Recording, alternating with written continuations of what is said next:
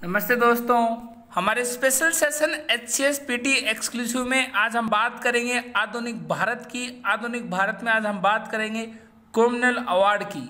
हम आपको बताएंगे क्या है कॉमनवेल्थ अवार्ड, किसने लागू किया, कब लागू किया और क्यों लागू किया, और एग्जाम में अक्सर कैसे क्वेश्चन आते हैं। चलो स्टार्ट करते हैं आज का सेशन। हम आपको बता दें 16 अगस्त 1932 को ब्रिटिश प्रधानमंत्री रैमजे मैकडोनाल्ड ने कॉमनवेल्थ अवार्ड की घोषणा की। इसमें प्रत्यक्ष निर्वाचक पद्धति को न केवल मुसलमानों के लिए जारी रखा अपितु इसे दलित वर्गों पर भी लागू किया गया।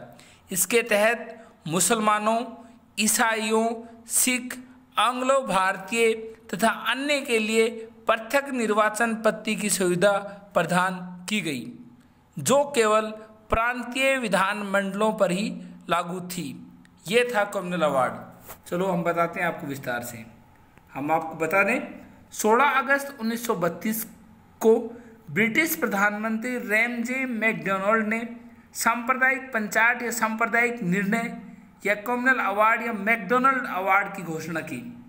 यह अंग्रेजों द्वारा भारत में अपनाई गई फूट डालो राज करो की नीति का एक अन्य उदाहरण था। हम आपको बता दें भारतीय राष्ट्रवाद के विकास को दबाने के लिए अंग्रेजों ने बलपूर्वक के अतिरिक्त छल, प्रपंच एवं कूटनीति का भी सहारा लिया। भारतीय एकता को कमजोर करने तथा अपनी स्थिति मजबूत करने के लिए सरकार ने फूट डालो राज करो की नीति अपनाई। देसी नरेश और पूंजीपति वर्ग को तो वो पहले ही अपने हिमायती बना चुके थे। इसके अलावा मुस्लिम लीग के नेतृत्व में मुसलमानों का एक बड़ा वर्ग भी उनका पिट्ठू बन चुका था। इसके अतिरिक्त सिख, हरिजन, एंग्लो इंडियन समुदाय भी विशेष सुविधाओं के प्रयास कर रहे थे। फलस्वरूप जब संवैधानिक समस्याओं के निराकरण के लिए द्वितीय गोलमेज सम्मेलन बुलाया गया तो अंग्रेजों ने सबसे अधिक महत्व सांप्रदायिक प्रश्नों को निपटारे को दिया। इस तरह गोलमेज सम्मेलनों से न तो समस्या का समाधान होना था और न ही हुआ। हम आपको बता दें 3 गोलमेज सम्मेलन हुए थे जो कि 1930 में स्टार्ट हुए थे और 1932 तक चले थे। ये दूसरे गोलमेज सम्मेलन में बात है कॉमनवेल्थ अवार्ड की।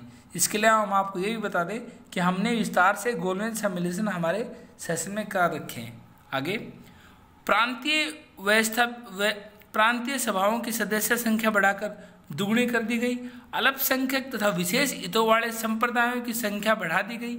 इसके अंतर्गत अब मुसलमानों, सिखों, दलित, पिछड़ी जातियों, भारतीय, ईसाइयों और एंग्लो इंडियन, यूरोपियन और व्यापारिक एवं औद्योगिक वर्गों को भी रखा गया। हम आपको बताते हैं क्या था उस कॉमनवेल्थ अवार्ड में। अल्पसंख्यकों के लिए अलग निर्वाचन की व्यवस्था थी। अछूतों को हिंदुओं से अलग मानकर उनके लिए भी निर्वाचन तथा प्रतिनिधित्व का अधिकार दिया। स्त्रियों के लिए भी कुछ स्थान आरक्षित किए गए थे। श्रम, वाणिज्य, उद्योग, चाय बगान, संघों, जमींदारों और विश्वविद्यालयों के लिए पृथक निर्वाचन की व्यवस्था की गई थी तथा स्थान आरक्षित किए गए थे। इसके अलावा जिन क्षेत्रों में हिंदू अल्पसंख्यकों में थे उन्हें वैसी रियायत नहीं दी गई थी जैसी मुसलमानों को दी गई है। जहाँ उनकी जनसंख्या कम थी, जिन प्रांतों में मुसलमानों की संख्या कम थी वहाँ जनसंख्या के अनुपात से भी अधिक प्रतिनिधित्व दिया गया था। परंतु पंजाब और बंगाल जहाँ मुसलमान बहुमत में थे उनके लिए पृथक निर्वाचन की व्यवस्था की गई।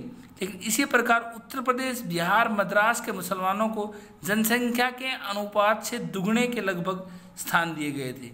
हम आपको बता दें ये था कॉमनवेल्थ अवार्ड यानी सांप्रदायिक पंचायत जिसे हम कहते हैं मैकडोनाल्ड अवार्ड भी, जो कि गोलमेज सम्मेलन के दौरान ब्रिटिश प्रधानमंत्री रैमजे मैकडोनाल्ड द्वारा घोषणा की गई थी। अब इसके बाद हम आपको बताएंगे पूना पैक्ट किस तरह से गांधी जी 24 सितंबर 1932 के दिन शनिवार के 5:30 बजे पूना समझौता पर हस्ताक्षर करवाई और क्या था पूना समझौता वो संबंधित है इसी सांप्रदायिक अवार्ड से। बताएंगे हमारे अगले सेशन में। Thank you.